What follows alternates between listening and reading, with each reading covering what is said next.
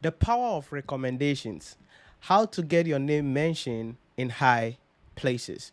Now, one of the key issues that you need to understand that will help you to get your dream job and become successful is to have somebody mention your name in the boardroom, to have somebody holding your hands and taking you to the company, or to have somebody recommending you to the company. 99.9% of the time, when someone recommends you, your qualification is no longer a matter. An interview is no longer needed. Why? Because someone has recommended you. So many of the time, you don't require that. They will check, are you qualified? They will check, would you go through an interview? No, because someone recommended you. The question then is, how do you position yourself as an individual so that you can get your name mentioned in high places of authority, so that you can get someone recommend you so you can become successful at the end of the day? That is what I want to share with you on the podcast today, on how you can get reference and get your name mentioned in places of authority. You ready? Let's go. Now, I'm going to be sharing with you 6 strategies of positioning yourself to be attracted and be recommended by people. 6. 6. But I'm going to share this with you from the Bible. So we are going to be going into the Bible, and from the book of 1 Samuel chapter 16 verse 18. 1 Samuel chapter 16 verse 18. Now the background of this story is that the first king of Israel, Saul, had disobeyed God. And so the spirit of God left him, and then an evil spirit came on him. And so these evil spirits tormented him. And at that time, when he is going through those torments, he needs to listen to music, sound, tune to be set free. So he was looking for somebody who is skillful, somebody who can play the harp, and so that that person will be in the palace, so that anytime he wants to listen to the music, anytime these demons and these things take over, he can get the relief that he needs. It is at this point that one of the servants of Saul, the king, recommended David for this job.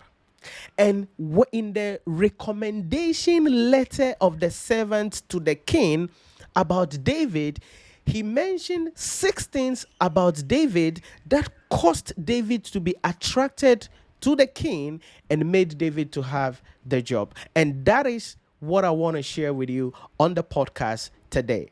So let's go to 1 Samuel chapter 16 verse 18.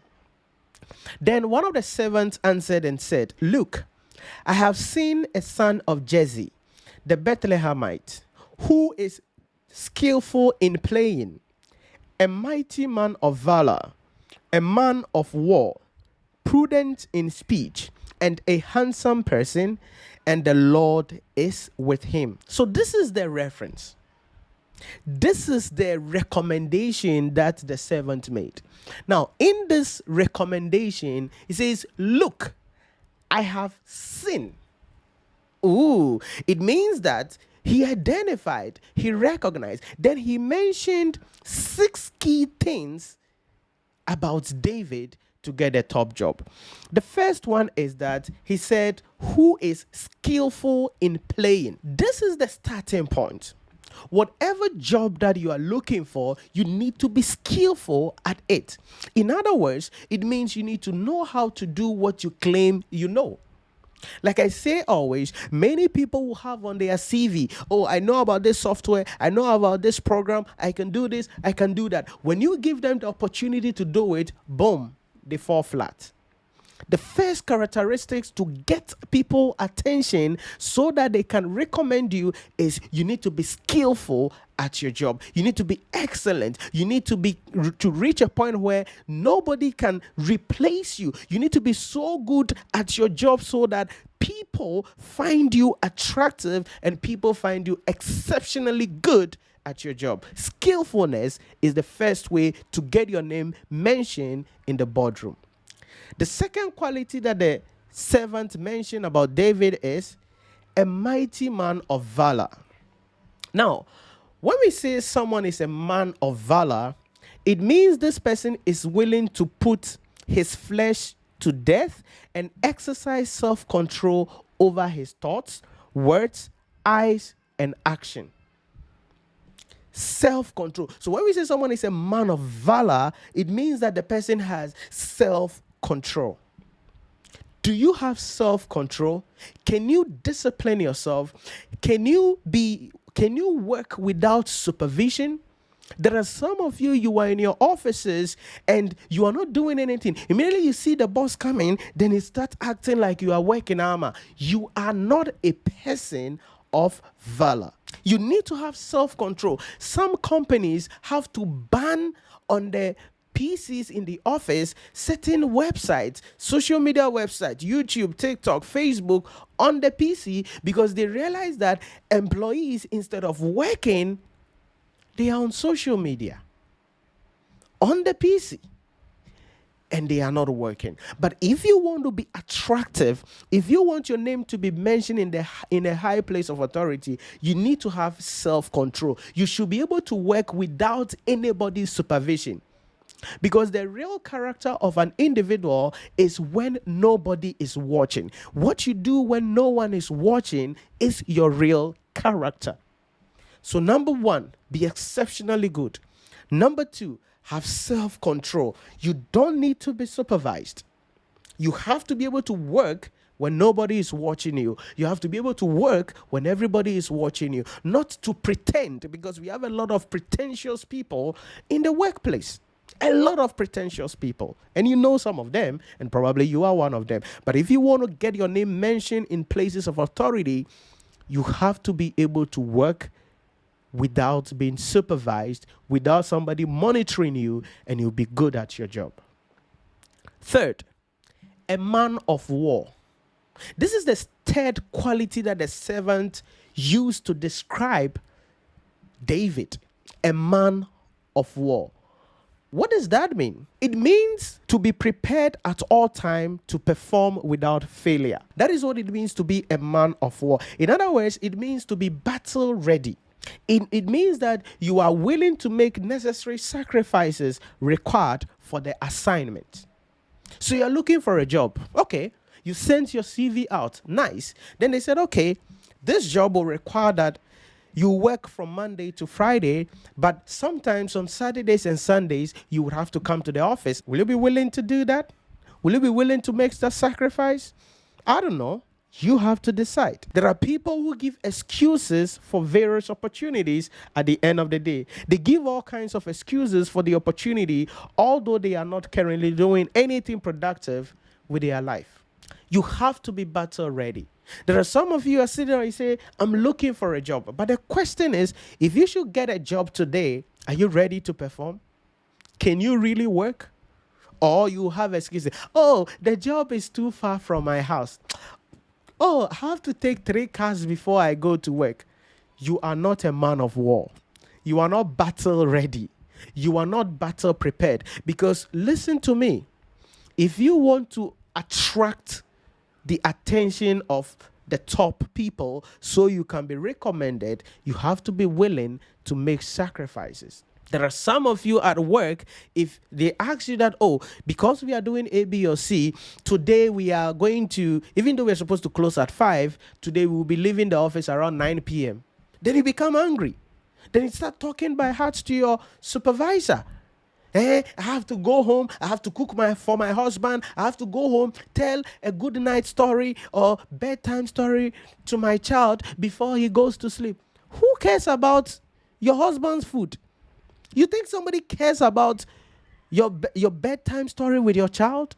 Nobody cares about that. It is you are the one who is interested in that. But if you want to become successful, if you want to be attractive, if you want to be recommended, you have to be willing to make certain sacrifices to attract greatness. Number 4, prudent in speech. Now, somebody who is to play harp, who is supposed to play harp for the king, What has speech got to do with him? But prudent with speech. This is communication skill and being careful of your diction, that is choice of word. It's very important you know how to talk. There are some of you, you don't know how to talk. You don't know how to communicate. You don't understand body language because you may be saying something, but your body language, your facial expression, and your gestures will be communicating another thing. So prudent in speech means David was skillful communicator. He knows what to say at every time, and he knows how to act at every time. If you want to become successful, you have to learn how to speak. You can be skillful. You can be someone who makes sacrifices. But if you speak by heart, like we say in Ghana, you open your mouth and you speak by heart, people will not enjoy your company. People will not be able to come to you and share thoughts with you because you don't know how to speak. Number 5, a handsome person. This is a sensitive matter, but what has handsomeness got to do with playing harp, you may say? But physical appearance is crucial in this day and age. Now, this has been there since time immemorial, not today. So I know some of you in the comment section will say, it is only in Africa where we look at people's dressing, people's lifestyle before we employ them. If you go to Europe, if you go to America, it's not like that. Go there and do whatever you like and see if you get the job that you want to get. A handsome person. Gotta be beautiful. If you're a lady, you have to be handsome. If you're a gentleman, what does this mean? It means you have to keep your physical appearance well. I don't know how to say this, but that is the thing. You can be good at your job. You may know how to speak, but if you open your mouth and there is a strange smell coming from your mouth, nobody can be comfortable around you. Nobody will employ you. Nobody will recommend you. If you are good at your job, but you cannot keep your fingernails. I mean, every time your fingernails, like there is a lot of dirt inside, dark inside, you cannot be attracted to anybody. If you're an individual and you go to work and you cannot keep a kempt cloth, your shirt's color is dirty and it's torn, and you just wear some shoe, then just dress anyhow and say, oh, I want to be myself. Be yourself at home. But if you want to perform before the king, you need to be handsome.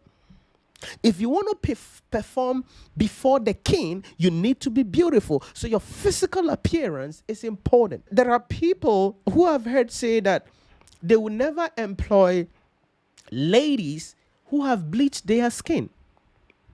And so they are like, if I'm employing somebody, I'm interviewing somebody, and I realize that this person has bleached their skin, no matter your qualification, you've lost the job. That is someone's perspective. You may disagree with it. You may insult the person, but you didn't get the job. So it is not about trying to live your life, trying to be yourself. If you want to be yourself, stay in your house. But if you want to perform on the high stage, you want to be recommended at the high level, you have to fix your physical appearance. I've seen people and they get to work and they have sweat all over their armpits. You cannot live like that.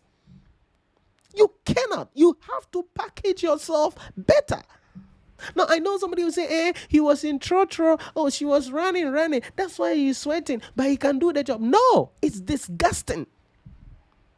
There are some people, when they see that thing, they feel like vomiting. Why should your armpit be full of sweat like that? It's disgusting. You have to fix it. How do you fix it? I don't know. But you know.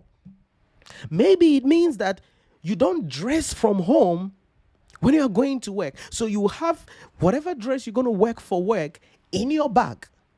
Then you wear a normal Lacoste or a polo shirt or whatever, a t-shirt. When you get to work, you go to the washroom, then you dress officially. When you do that and you walk now to the office, you smell great, you look great, no sweat coming in. You got to be handsome. You have to be beautiful. Number 6, the servant said about David, the Lord is with him. This is the God factor I always talk about. The presence of God is with him. Someone playing a harp somewhere, and a servant in the house of the king sees that the Lord is with him. Now, what does that mean? This is about your attitude towards life generally. It's about your values. It's about your principles. It's about your way of life. You say you are a Christian, but everything you do is contrary to Christianity. You say you are a Muslim, but everything about you is contrary to what is in the Quran. The Lord is not with you. Because you cannot call yourself a Christian and lie. You cannot call yourself a Christian and be dishonest. You cannot call yourself a Christian and be cheating. You cannot call yourself a Christian and be involved in attitudes and transactions that are illegal, that are uncalled for, and you say you are a Christian. The Lord is not with you. It simply means you have to be a person of integrity, period. So the Lord is with him doesn't mean he has seen David praying in tongues. Hey, hey, hey. No. That's not what the servant means here. It's not about, oh, he has seen David praying a lot. No. That is not just what we are talking about. You have to be a person of integrity.